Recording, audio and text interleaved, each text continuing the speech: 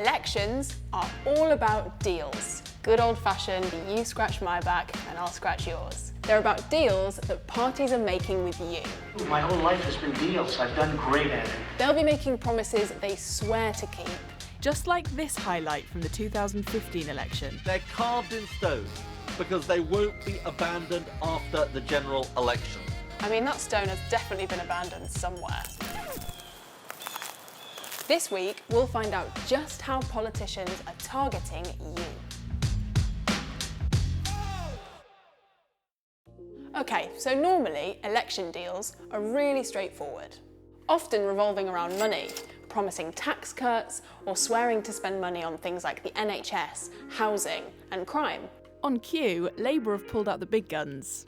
Free broadband for the country. It's going to cost about 20 billion. We'll put the extra 15 billion in. But what we are going to deliver is gigabit broadband for all, and what we won't be doing is some crackpot scheme. But this time, there's something else. Brexit. Nearly all the polls are showing this is the #1 issue for people. It's mainly going to be about Brexit. I think the election's needed. It is obviously a mess, and it has been a mess for a couple of years. We will know where people stand. A rerun of choosing which side you're on, really. My main point of concern is however we take the country forward. It is going to be about Brexit, isn't it? Let's face it. And for the big parties that are so used to making straightforward promises, Brexit presents a massive problem. The referendum split the country, and now the parties are having to make extra effort to make themselves appealing to everyone. Their approach? Just switch up the focus depending on who they're talking to. Different places get different deals. Luckily, we've got experts all over the country. Another chilly night on the road in the northwest. So far here, Labour have kept the debate well away from Brexit, steering more towards their bread and butter issues of policing, the NHS, education, and it doesn't take a well-paid strategist to work out why. They know they are vulnerable in leave voting areas in this region, and that talk of a confirmatory vote wouldn't go down very well. But down in London, London is a Labour city traditionally, but it's also a Remain city, and that makes this such a difficult election for the Labour Party here, because you've got Labour candidates here basically coming up with their own Brexit message, saying that they would support Remain if there was any referendum, which doesn't tally with the party's policy nationally. And online is of course the ultimate way to target a deal at you. They just put ads into your feed. So we decided to check out what deals are on offer, and we saw what looks like a pattern. Down south, where lots of Remain voters live, Labour have got the option of a second Brexit referendum, loud and proud. But up north in Leave areas, all the ads are about spending money. But it's not just them, the Conservatives are having an identity crisis too. This time the Tories are supposed to be a far more fearsome campaigning machine. No more fields of wheat. The Conservatives seem to be wanting to fight this election on non-Brexit issues, so lots of photographs of police officers and information about health spending and transport spending, that kind of thing, and very little from what we can see of Boris Johnson himself featuring in their election campaign material. The Tories are hammering the Get Brexit Done message both online and on the streets, and they're seeking to discredit Labour when it comes to Brexit, saying that their message is muddled and murky.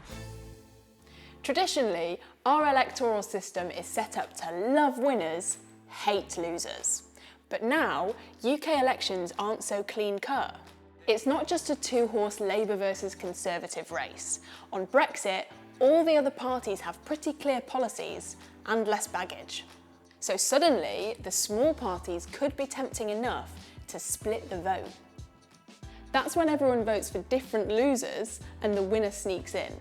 Think of it like this. In a straightforward race between two parties, people either vote for one or the other, and the winner gets the seat. But what about if you add in a third party who shares some similar interests as the most popular party? Then voters are split on who to vote for, and suddenly the losing party wins. For example, in strong Leave seats, the Conservatives may well be worried that the Brexit Party will take some of their votes and let Labour in.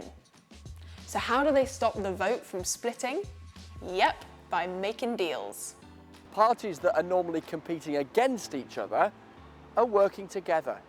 Chris is a top political reporter who will always give you a straight answer.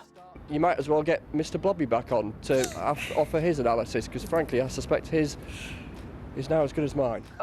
One question he did know the answer to: what's driving all these deals?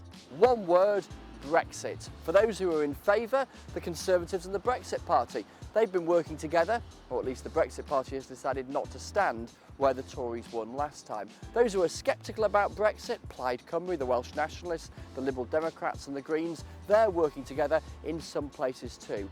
And there's some arrangements in Northern Ireland.